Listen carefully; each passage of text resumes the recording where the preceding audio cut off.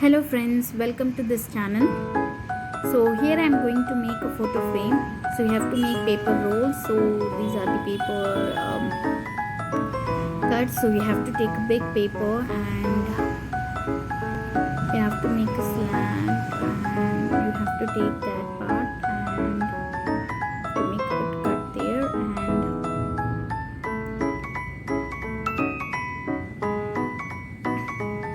you have to make the rolls in this way.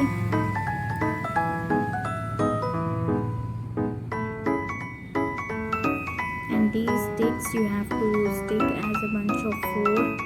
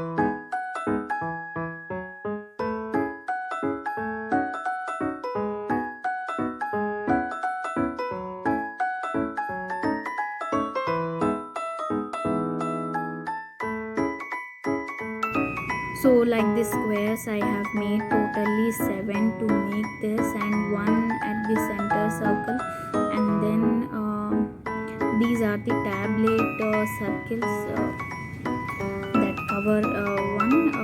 In the before video I have clearly shown that, you can see from it, and so that I have just kept just like a flower.